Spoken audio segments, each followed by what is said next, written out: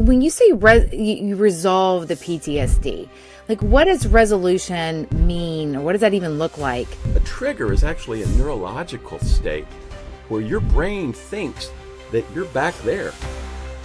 And so all these physiological symptoms. So when we talk about definitions of PTSD, perceived threat, real or imagined, and that's the part, your brain doesn't really know the difference. Oh my gosh, I love that visual of the shopkeeper and the back of the house, so to speak, like almost like the storage, and it's working to organize it, give it labels, say, hey, you're not in a threat. This is what it is. Right. You're identifying it. You're not ignoring it. Hey there. Welcome to the Peakality Podcast, your new favorite spot for unlocking the best version of yourself. Ready to level up your life? We've got you. We're all about blending technology with human wisdom and the drive to be better, personally and professionally. Each week, we dig into the real stuff, strategies, tools, and mindsets that cut through the noise and help you thrive. No fluff, just practical insights from experts, thought leaders, and people who've been there, done that. And we're here to break it all down into easy steps. Whether you're kicking off a fresh start or physicians seeking to inspire your patients, we've got stories, tips, and tricks to inspire growth in each area of life. Your peak potential is calling, starting right now. Hit subscribe, join our crew, and let's move forward today. Today, I'm joined by someone whose work sits right at the intersection of psychology, human performance, and innovation. My guest today is Chris Causey, founder and CEO of BluLateral. Chris blends 15 years of experience as a licensed mental health counselor with tech-driven innovation to create tools that help individuals, teams, and organizations regulate stress, heal trauma, and perform at their highest potential. He's worked with everyone from military leaders and executives to therapists and professionals in some of the highest stress environments imaginable. I'm so excited today. Let's welcome Chris to the show. I'm really excited about this conversation. Great. You have our last conversation, you provided so much fun insight, and the way that you look at how our brains work and you explain it was really fascinating to me. Oh, thanks. Thank you. Yeah, very, very exciting. So let's start with your journey. You've spent over 15 years working as a mental health counselor and group facilitator. What led you from traditional counseling into founding BluLateral and building tech solutions for stress and trauma regulation? Thanks for having me on. I appreciate the time and everything, and I love having good conversations about these things, like trauma-informed conversations. I was a counselor working in Tacoma, Washington, and I was very close to Joint Base Lewis McChord. So once I got fully licensed and everything, this was back in about 2009, 2010, I started working with a lot of military folks around PTSD. And I pretty much discerned that I need to get trained in methods that allow people to work with PTSD and trauma and resolve these, not just let's just talk about the scary thing, but how do we fix this? And I was exposed to EMDR, which was it's been around for about 30 years. So I got fully trained and certified in EMDR, did that, and was loving that. And so I had a lot of military clients. Guys would come to me from 2nd Battalion Rangers. I had a lot of Special Forces dudes out of 1st Group. And there's this one guy, Josh. Josh was a Ranger, and Josh had just gotten back from Iraq. And so we worked on a lot of his combat trauma. And we used the equipment of EMDR that was state of the art at the time, which was kind of these analog devices. And they're still out there, and they're still good. I still have some in my office.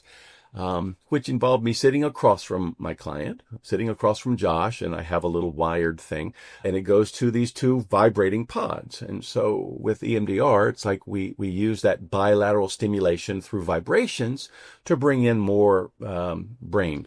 And we can talk about that later, how that works. And so I would do this with Josh and my other military clients, and we would resolve their traumatic experiences from combat. And then there was this one, I remember when Josh left, he said, I'll see you next week. And then he didn't show. I called his house, and his wife said, oh, he didn't tell you he was deployed. There was a last minute thing. So he's gone for about 6 months. So instantly, my work with Josh around resolving his PTSD and his trauma stopped. I didn't get a chance to give him any homework or, do this when you're there. It was done. So this feels icky for me. It's like, I got to come up with something. And so I knew some engineers down at Oregon State. Some folks made some calls, and that was when we first started developing some of a rough prototype. And this was about 2019. Then COVID happened and everything stopped. And so I subsequently moved to the Southeast to be near family right after COVID, and found an amazing group of engineers down there. And they took my design, they looked at my prototypes, and they said, no, we can do better with this. So they helped me design this amazing kind of product. We secured some IP on this and got some patents lined up. And I launched in 2023 at the EMDR conference in DC. And we sold out immediately because at that time I was the only device that allowed EMDR to happen from a therapist and a client through the internet, where we could provide bilateral stimulation. And from then it's just popped off. And I wanted to have a pair here to show you, but it's like, oh, I sold them all. I was in LA a couple of weeks ago at an EMDR conference, and I'd gotten rid of all of those. And so, so that's kind of where I moved. And I still got my counseling practice. And what was a side hustle to kind of support my trauma clients is getting big. And now we have users of our stones all over the world. And I'm scrambling to talk with engineers like, oh, we're working on this and this. So it's kind of gotten big. And there are worse problems to have, with that. But I really love the work, and I'm very enthusiastic about where it's heading and everything. So does that answer your question? Yes. And when you say you resolve the PTSD, like, what does resolution mean, or what does that even look like? Is that they're sleeping? Does that mean that they're not having nightmares? Does it mean that they don't walk around with that, anxious feeling? Like, what is, when you say resolution, it was resolved, what does that mean? It means that I describe it like this, when the past events that we had are present and they feel alive in this current, then they're not resolved. And so what bilateral stimulation does, or EMDR, is it allows us to kind of go backstream. I call it, we go upstream and we put out some of these embers that still may be glowing, that inform our perception of safety. And that's what it is, because PTSD isn't always necessarily, you hear a backfire from a car, or you hear a helicopter, and you think that can be a part of it, where you're actually kind of triggered, and not just I'm reminded. A trigger is actually a neurological state where your brain thinks that you're back there. And so all these physiological symptoms. So when we talk about definitions of PTSD, the one that I like is that this perceived threat, real or imagined, and that's the part your brain doesn't really know the difference. It's a perceived threat, real or imagined, that you're in danger of serious injury or death, and it's largely informed by painful past experiences, where you've had those experiences of where this part of your brain, and you can get me talking about the hippocampus, this part of your brain, the hippocampus, has two jobs, and that's to timestamp. It has a lot of other jobs, but its primary jobs are to timestamp experiences and then to give them meaning and context, so we can have that experience and put it away in long-term storage. Now, when we are perceiving that, oh my God, I'm going to die right now in this car accident, or we're in a rollover, or a dog attacks us or something, our hippocampus is overwhelmed. And so it does not get to do its job of time stamping and giving it meaning. And so what happens? It's kind of largely stored in the right hemisphere of the brain. And the right hemisphere, they've done research, is largely connected with our body. Where the body is in time and space, the proprioception is what they call it. And so the language of the right hemisphere, not words, that's left hemisphere. It's like left hemisphere is kind of like the shop steward, keeps things running on time, linear, sequential. Right hemisphere is kind of the substitute art teacher on a Friday. Hey man, it's all cool. Let's just paint. Listen to some Three Dog Night on the AM radio. That's kind of, I'm dating myself with that. But it's like, the way the right hemisphere communicates is hunches, body sensations. If you're walking and you're like, something's feeling off with this, pay attention to that. Because a beautiful thing and also a troubling thing is that, beautiful and troubling at the same time, is that the body will never lie to you. Ever, ever, ever. It's like, but if the body is perceiving threat, we have to respond to that. Mm-hmm. So what the bilateral stimulation does, it allows this shop steward in the left hemisphere to go over here into the right hemisphere, where all these traumatic, overwhelming experiences are kind of stored in these unlabeled boxes. And it's like, no, that happened back in 4th grade. Let's deal with that. So boom, boom, boom. So that's a way that we kind of clean up these unnamed but powerful somatic, experiences and these traumatic memories. And to do that it's a wonderful thing. And so the symptoms start to integrate. With the hypervigilance, the sleeplessness, the hair trigger on anger, but also our inability to connect. And that's kind of the hidden thing, because people think, PTSD, that the big ticket item and that you see in TV and in movies is like the flashbacks. But unprocessed PTSD, as Bessel van der Kolk says, who wrote The Body Keeps the Score, he says it takes our nervous system, which was wired for connection, and rewires it for protection. So our ability to connect in relationship, our ability to connect with ourselves, our ability to lead as a leader, to be a creative person, it's all tethered in this perceived threat. Am I safe? Am I unsafe? And so when we're unable to live transparently in our life, our gifts never come to fruition. Our full potential is clipped. And so trauma and resolving these early experiences that were overwhelming, that we don't really have words for, is so vital in every aspect of our life and moving forward. Oh my gosh. I love that visual of the shopkeeper and the back of the house, so to speak, almost like the storage, and it's working to organize it, give it labels, say, hey, you're not in a threat. This is what it is. Right. You're identifying it. You're not ignoring it, and you're acknowledging what it is with a label. And I love that it's almost like you're going in and out with an organized way so that you can kind of articulate and give language around it. I've never understood it that way, but it's such a beautiful visual that enables someone to really have clarity as to what resolution means, what EMDR is actually doing within your body, and how that affects your body and your nervous system, and how to not carry that trauma with you so that it's a trigger, but rather recognizing it and knowing and being able to see it for what it is. Exactly. Trauma, if it's untreated, trauma becomes this lens through which we see the world. Yeah. Well, gosh, I mean, isn't that everything? It's all about perception, right? And how you label it. Right. And the meaning that you give this. And, right. And because I love this. EMDR does not erase the memories.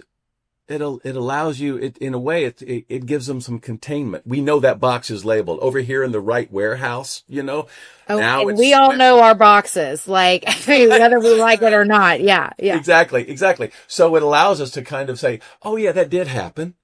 Like if you're talking with somebody or getting to know somebody and you're getting to know their stories, you can say, yeah, some I had some things happen to me early on and I resolved that. I mean, I didn't get an idea of what, I'll be honest with you. I first got certified and trained in EMDR to kind of prove it didn't work. Oh, come on. It started out, you're looking at a light bar, talking about the scary thing that happened in 4th grade. It's like, right, sure. Let's put some crystals on us and chant, and that'll erase my trauma. But then I got into it, and then I got certified, which was more supervision with some highly gifted and skilled clinicians. And then I started working on my own PTSD and trauma. I got a story, I was raised by a fundamentalist pastor with a lot of violence. And so shit starts early. And so what you do is then I resolved it. I'm like, oh, we're using EMDR. So I got trained in it. And then also I was a beneficiary of a gifted therapist working with me about this. And so I've seen both sides of it. And it's really powerful, this whole notion of this whole brain communication, because we pretty much have two different brains. And there's some similarities and overlaps, certainly. You said there's two different brains. What does that mean? Oh, I knew we were going to go down this. It's like, right when I said it, it was like, oh. Yeah. Yeah. I don't mean to jump ahead, but. No, it's, kind of how I described earlier is like, this is kind of like the shop manager. It's some of the personalities of our left brain, are kind of very linear, very sequential. It uses language, symbols, math, all that's over here. Mm-hmm. Right. Right hemisphere, it gets connected with the body. It's a way to describe it, is that this sees the distinctions in everything. This sees the connection in everything. And sometimes perceiving the connection and how the integration of everything really not helpful, especially when there's traumatic memories involved and you can't escape this. You don't know. It's like, oh, well, then everything's bad then. Mm-hmm. But the left hemisphere. Rather than recognizing it as a lesson, a learning tool that you can leverage so long as you give it that label for what it is, rather than giving it more weight than what it needs to be. That is a part of it. There's a great TED Talk, one of the early TED Talks by this neurosurgeon, Jill Bolt Taylor. It's called Stroke of Insight, and I highly recommend it to people. I have all my clients who try to understand this, and I say, just watch Dr. Taylor's. She had a stroke in her left hemisphere. So left side of the brain, linear, sequential, language, numbers, all that stuff, offline. So she saw the world only through a right hemisphere. And to hear her description of that, when this left hemisphere is offline and you're seeing the world and it's just colors, it's almost like you're having an acid trip or an ayahuasca journey. Everything is just kind of blending, and she doesn't know where she stops and the phone began when she was trying to call for help. That's what we're dealing with. And so we like the left hemisphere. Yeah. It's like we like that part that gives us, understanding, our ability to talk and to conceptualize certain things. So that's kind of a rough depiction of the different personalities. Maybe the safest way would be to describe it as distinct personalities rather than two different brains, because both sides have a hippocampus, and there's this corpus callosum that connects us, and that's a little highway between it. So I would say personalities probably. I love that. Then that way you can actually give it like a label, that this, give it a name, is coming, full front center versus the more logical, organized, being able to articulate, versus being emotional and angry. I mean, and, you often talk about like how unregulated stress and unresolved trauma doesn't just impact individuals, but it ripples effect like through teams, organizations, entire systems. Can you break down that like for us, like the cost of when these issues aren't addressed and what someone can do to actually start to address them? Well, it's kind of what I just touched on earlier about how if we don't operate from a trauma-informed position, especially like if you're coming from an informed position, leadership, it's like because if I'm coming from a trauma-informed position of leadership, let's say, I've got a bunch of people working for me. It allows me to be curious rather than certain, because certainty would be what's wrong with you. Yeah. Yeah. Curiosity. I love curiosity. I feel as though that's what I swim in, is just being curious, right? I love how you're defining that. Instead of being accusatory or labeling or blaming the victim mindset, you get curious instead. Right. Curiosity, certainty is like, what is wrong with you? What's your malfunction? You know, I think of my own internal drill instructor personality. You know, it's like, what's your malfunction, sir? You know, it's like, it moves from what's wrong with this person to what happened. Yes. How can I Love that. support you? Yes. How can I create a situation for you? Granted, I'm your boss, I'm your CEO, not your therapist. However, how I speak with you and how I am with you will, I don't know, allow more safety. Because we perceive safety, kind of, we have an idea of up here, but safety lives whether or not we feel safe. It's kind of a body thing. It's a neck down thing. And so how can I, as one of your managers or your boss, create safety for you? Well, there's collaboration. There's asking your opinion. Here's what we're thinking. What do you think on that? You know, when it's appropriate in the hierarchy of the company. Transparency, letting you see how we're doing things, giving you a choice. That's a big one. So empowerment. I mean, these are all things that reflect kind of trauma-informed leadership with that. Collaboration is my big one. I have two engineers right now working with, we're developing wearables. Trauma-informed leadership. That is a really, like, Yeah. writing this down, like trauma-informed leadership for the leader, but also who they're advising. Because a lot of these people that I've been speaking with that are working these organizations, they feel as though that they've become more mentors to a lot of their, subordinates, if you will. Right. And I love that. I love that term, trauma-informed leadership. Yeah. If I have the understanding, if you're my manager and you're trying to get the most work out of me, if I have the experience that you see me as a human, somebody that has maybe a life outside of work, and, you know, maybe that, you know, my work history, that I've been in some really kind of almost toxic work environments, and you bring a curiosity to that, I'll follow you anywhere. Yes. You know, it's like, hey, Chris, I know it's the weekend, but a few of us are going to go over the proposal for next week just to get a leg up. We're going to meet and have breakfast. And then, do you have any time? If I have an understanding that you see me as like just a worker drone, I'd be like, nope, it's my weekend. Sorry. But if I have this experience that you value my time and you value me as a person, yeah, what time are we meeting? I can be there. I got a couple of hours carved out. Yeah, I can be there. I will follow you. Love that. Yes. Because it's like, I'm sure we've both had some leaders in our past, some managers that we've worked for, that have used us in that way that doesn't feel good. Yes. There's that exploitation and stuff like that. So because with my engineers, I don't know squat about hardware engineering or writing firmware or anything.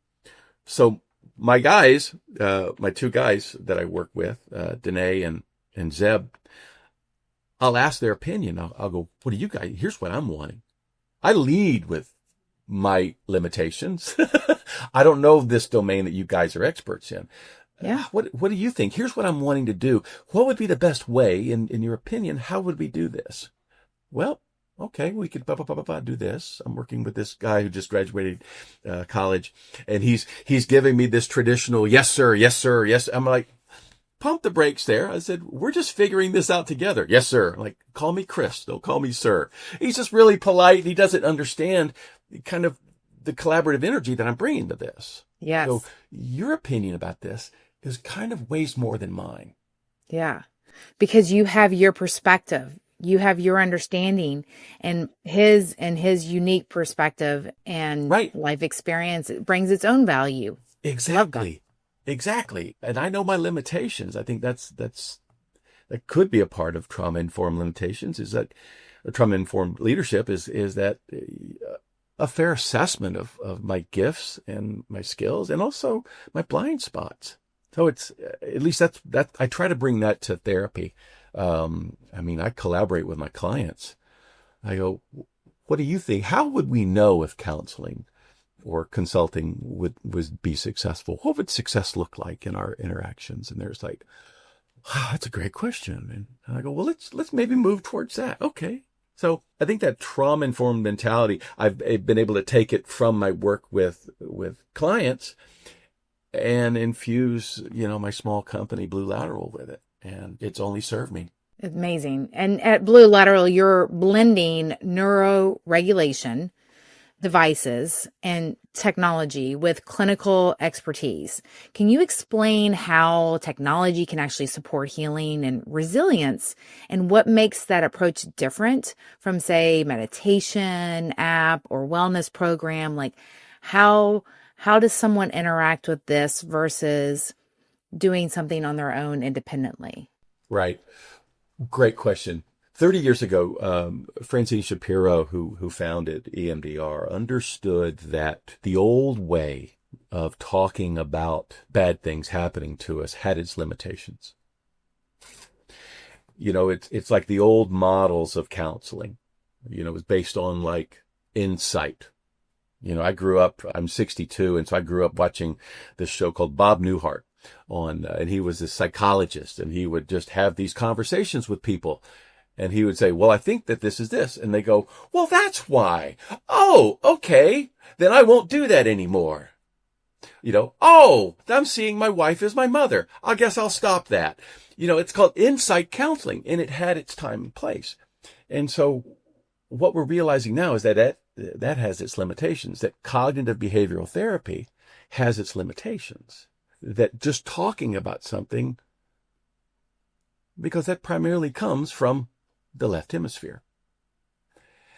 And just talking about it. I have the story. I mean, how many times have you told the scary thing that happened to you in high school? Right. Like everyone does, or they keep Everybody playing whatever story of who they are for years. Right. I'm going to tell you, because I have a story that I tell myself about myself, and it's right over here, tucked in nice and neatly in the left hemisphere. And so when the situation arises, I'll take it out and I'll just kind of pop that tape in, and there we go. And I have that about trauma too. Oh, well, especially I see that with my clients. I'm like the seventh counselor that they've been to. And so, well, tell me, why are you here? And it's almost like they push play. Yes. And they give it to me. And it's coming from a very small part of their left hemisphere. Maybe they'll go back to amygdala when they have some experience, some feelings, everything, but it's pretty much over there. So what Dr. Shapiro understood was that we can intervene into the autonomic system directly, the nervous system, and in a way take with us the thinking part of us, but we don't necessarily need it. And that's the crazy thing. And that's where you started seeing these other brain-based and evidence-based therapies emerge over the past 20 years. EMDR, there's one called brain spotting, which is wonderful. And the role of breathing, mindfulness, moving to the front. Because what a mindfulness does is, like, we're not just trying to be aware of our thoughts, we're also breathing. That's an autonomic intervention right there, breathing. Bilateral stimulation, walking. So we're understanding that, guess what? The brain and the body are connected. Who'd have thought? So what we're understanding now is what's emerging is that not only can we intervene into the autonomic nervous system directly through bilateral touching or using devices or EMDR with the light bar or breathing to resolve trauma, they also understand that bilateral stimulation, even once we tease it away from EMDR, in itself is a wonderful intervention to support cognition, to support overall positive mood. And this has been in the last 15 years. They've done some research on this. And that's where a lot of my technology is heading now. It's like, therapists themselves, EMDR therapists, they're creating their own devices, their own apps and everything out there. This last EMDR conference in LA was wonderful. Between 23 and 25, there were probably 10 new apps about EMDR. I'm like, that's beautiful. Where I'm heading is how can we intervene into the autonomic nervous system when stress is just right about here. It's not redlining yet. When you're not coming in hot yet, you're just like, how can we intervene there to cool it before you get up here? So we're developing, with some research over at MSU that we're planning, what's a stress algorithm that we can maybe develop? Can we develop wearables that can figure out what Courtney's stress profile is? And then based on biodata coming in, can we cool her jets before she gets up here? Yes. By just small, subtle, little bilateral tappings. And so we've got some IP around that, and we're just leaning hard into the wearables because it's going to be more of a front-facing app and tech for military and first responders. We're developing patches, disposable patches that can work for this. And we're probably about a year and a half out before hitting the market with that. But we just got to make sure we're crossing our T's and dotting our I's, and that we're not going to be just, selling something that doesn't work.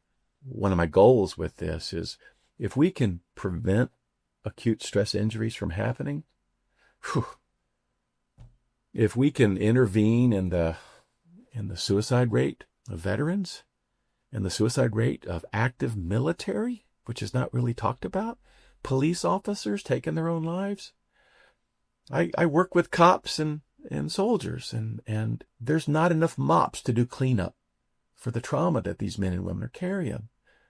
And so it's like, we got to get out in front of this. And so I love the tech that's out there that's a part of those cleanup efforts and working. I met some amazing gifted therapists that are working with, Border Patrol, that are working with military, that they're saying, yeah, we don't have enough therapists. It's like, God bless them. I want to get on this end. If we can prevent some of that stuff from really taking hold and getting lodged way back there, it's like, oh, that's yes, please. Yeah, these are beautiful solutions. I mean, because I have conversations, especially with my kids, I'm like, you're here, we need you here. Like, how can we help, manage that within ourselves as well? And I love that word that you use, congruency, like, in the work and helping people and systems become more aligned and congruent. And, can you just unpack that a little bit more, like what that means and why congruence is such a game changer for both individuals and organizations? Yeah. Congruency is how I define that, is our outsides match our insides. Is that our observable behavior, what we say, what we do, our choices, our decisions reflect the values that we have. I mean, I have guys, and what got me on thinking about congruency is I was working with this when I had an office in just south of Seattle. I was working with this one lawyer, and brilliant man, but he was starting to present with these, I don't like who I am because of what I'm doing. And he was representing some companies that had some exploitation and that were not doing everything. But because he was a skilled attorney, he could word things in a way that allowed them the wiggle room to do harm. And he was hating it. And I said, well, what would you rather do? I said, you're making a lot of money. You got a nice little castle right there on the cliffs overlooking the ocean. And he was like, I want to teach driver's ed. And I was like, have you run that by your wife? It's like, this is big stuff. So he came in with a black and white solution. I need to do this. I just need to burn it all down, and I need to live in a hut in the woods off grid and, grow berries. And I'm like, no. Pump the brakes. Let's don't slash and burn. I said, with your skills, I said, let's just pivot a little on who you're working with. He was incongruent. He came in hot. And a lot of people, when they have that incongruency, when I'm doing stuff that doesn't reflect who I am, whether they're drinking to an extent that doesn't reflect who they are, or that they're, looking at things online that these are outside my values, or just talking to people in a way that's not respectful, even though they want to be respected. That gap between incongruency and who I am, in that space, that's where shame lives. Ooh, wow. Yeah. That's powerful right there. Just to acknowledge that feeling. And when you do have that disconnect. Oh, yeah. God, it's like, it's like we'd like to think that our thinking and our values and our behavior are this nice little kind of cluster. Yes. This like a Venn diagram that we learned about in fifth grade. It's like bing, bing, just all that. We have our thinking and our values, and sometimes our behavior is way the hell over there. Yeah. We don't like who we are. Who our public persona does not match who we are. So many times that's the role of good leadership, and is to like, let's just try to move this just a little. We don't have to boom, get it all overlapped. Let's just move it a little. I know that's, in many ways, that's what therapy is. Yeah. How can they stop this? And then how do people find that, or even begin to even recognize that shame? Like before, like you were talking about how you get to that point, and, before we can even get to that level, before we have that disconnect, how can someone, really start to get real with themselves to acknowledge that what they're doing, what they've done is not aligned? Like, how do you first recognize that? And then finding the right people, the right tools to help you start to scale that back and rework that. Right. Beautiful question. As poorly as people treat each other, and as I don't know, I've been doing this, club coming up on 20 years. I still believe in an innate goodness and intactness in people, unless there are like some serious kind of mental things going on, like disordered personalities and some real wounded souls. I think we know when shit's going south. We have that internal gauge. It's like we have our idea of who we are. Mm-hmm. We know. Yes. When we're pulling over here, what do we do with that? That's something completely different. Yes. Are we like, because I've got 38 years sober from alcohol, and I know, my first 5 years of sobriety, when it was kind of tough, it's like I knew, I'd call my sponsor, go to a meeting, so we have this gauge within us. I think if we don't respond to it and we let that sit, that's that little shame space right in there. Yes. And it can even get bigger, and it can snowball because, because you decide that you're choosing to ignore it. You're choosing that poor behavior. And I love that you're acknowledging, and you always have that space in between to recognize you're not aligned. You're not, where you want to be. You're not doing what is part of your moral, let's call it a moral compass. Exactly. Let's call it your soul's alignment, whatever. And whether it's ego, whether you're building that on, focusing on the wrong things for whatever reason. I love how people, I think, are inherently good. Yeah. So long as they recognize those patterns, those behaviors, those tendencies, to try and want to take control, and it steers them in that wrong direction. Beautiful. It's they don't even have to a lot of words for it. I would say because I work primarily with men, I have a handful of female clients that I've had for years, but mostly dudes will come in, they go, shit's going sideways. I don't, something's wrong. What's going wrong? I don't know. Something's over here, or it could be something's over here. So it's like, that's where the body comes in. The body, like, there's an unease about my life that I've constructed for myself. It's like, so what often is the role of counseling is we start to put a language on that. Once we say, yeah, there is a gap there between who you are and what you're doing. Let's explore that. Let's bring some curiosity to that rather than blame, rather than certainty. Well, you're a bad human being. That's why.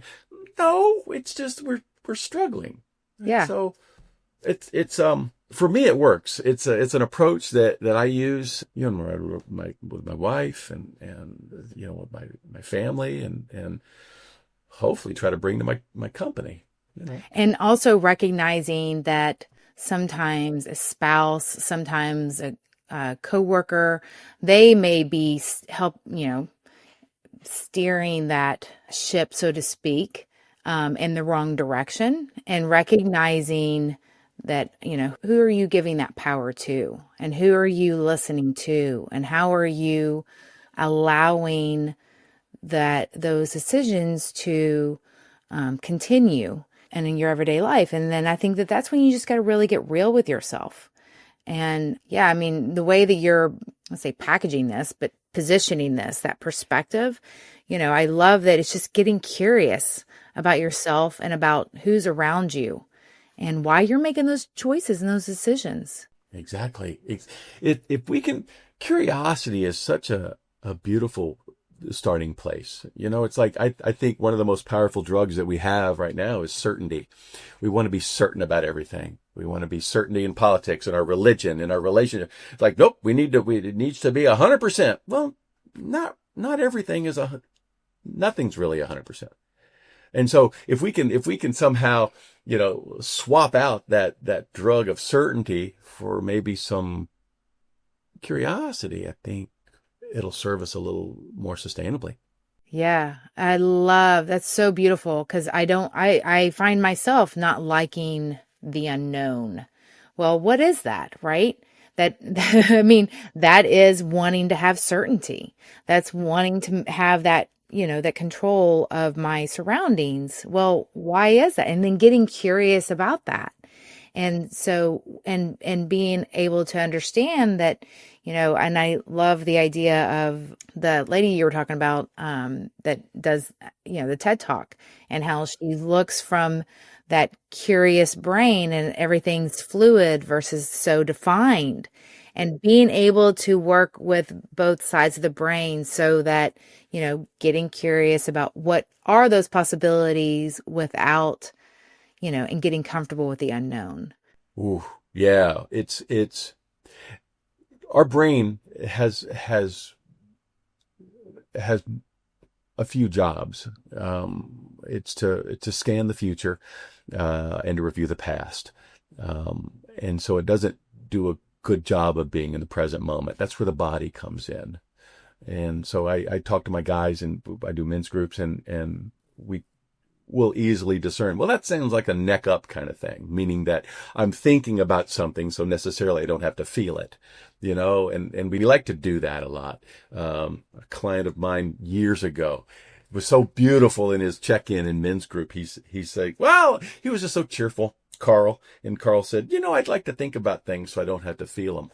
And so that's kind of been, and everybody was like, damn, that's good. Yeah. It's like, wow. And so Carl has kind of been the mascot of my group since 2008, and he's since moved on. But it's again, the certainty is very seductive.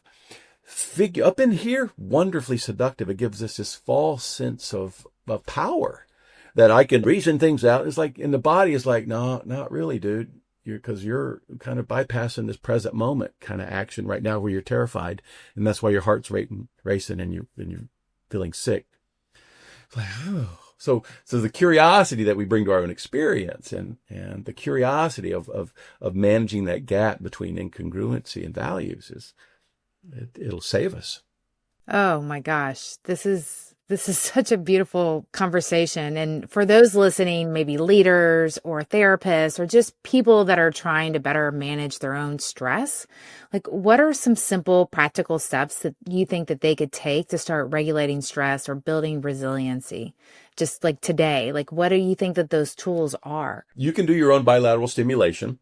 It's called walking. You can. You can't process your own childhood PTSD by yourself. Not yet. I'm teasing. But you can do something to discharge what they call allostatic load, which is the daily accumulation of stress, which feeds into a lot. We could talk forever about the HPA axis, which is our body's stress response, and how it really starts to chip away and erode our own immune system and our cognitive functioning and all this stuff. So we want to kind of get ahead of the allostatic load, just like stacking up dirty dishes of stress in the sink. It's like, we're going to have to wash those eventually. And so if we can do it every day with some walking, some bilateral stimulation. The second thing I think is finding some type of grounding exercise, which could be the walking. It could be sitting before you coffee up in the morning, before you do anything, even before you get out of the bed. Push up where you're sitting And check in with your body, check in with everything. Where am I? Am I okay? It's not that we're trying to get rid of thought or to not think or anything. It's just one of my Dharma teachers, Dave Smith, he always says, refuse nothing. Refuse nothing. Just acknowledge it all. It's there with you. So it's like, I see you stress. I see you worry about that tax call with my CPA. I see you, podcast with Courtney. I see you. So it's like you're aware of everything. I see you anxiety. So I think those two things will give you just a connection with yourself, because there is that daily seduction, especially Monday mornings at 6 a.m. just to be up into here, thinking that this is a false sense of control. It's like, you got to bring the body in too. I mean, and you can't do meditation wrong. So if you can't do it wrong, then do it, Yeah, that's great. And I think there's so many different forms of meditation that, I've been, just experimenting with that have just been really powerful. And, as you're looking ahead and you're, operating at the crossroads of really mental health, human behavior, and neurotechnology, what excites you the most about the future of this space? And where do you see things going in, like, let's say 3 to 5 or even 10 years from now? I think as far as this neurotech into wellness space, I think we are looking at wearables. We're looking at kind of starting to understand we have more control over our nervous system. We have more room to intervene into our nervous system for the goal of self-regulation, of down-regulation than we thought before. And so I think wearables are one expression of that. I think, and also understanding this deep connection at the same time between, our wellness, exercise, whether you're watching any influencers online and podcasts about wellness and the importance of exercise and nutrition. It's in one way, we're moving forward into wearables, and in another way, we're moving back to old school ways of self-care. How we sleep. I mean, I just recently started taking adequate doses of magnesium. My wife is like saying, we need magnesium. I'm like, whatever. And she's like, well, Dr. Rhonda Patrick says we need magnesium. I was watching her body and I was like, okay. Last night was the first time I got adequate. I slept like a baby. I'm like, yes. Oh my gosh, I'm going today to go buy magnesium. You need to. It's wonderful. So, but I mean, how does someone know that they're deficient in that? Or how do they recognize that that is even, something that, that could be an option? Or well, talk to your doctor, of course. That's always, if you have a naturopath that you go to, or that, magnesium is not like, taking a heavy drug, so maybe what I did was, the dosage on the bottle said 4 and I took 2 and I was like, oh, and I slept great with 2. I'm like, I think I'm good with 2. Thank you. But I read, literature. I'll get on ChatGPT helps me, I'll say, give me some evidence-based literature. Helps us all. Oh, I love it. Even as a, I'm not an early adopter. I'm an old dude, and it's like, I'll get on there. I'm like, oh, okay. And then I'll say, how would I have this one new client? What would be the best way to approach? Oh, that's wonderful. Thank you. I love that. Yes.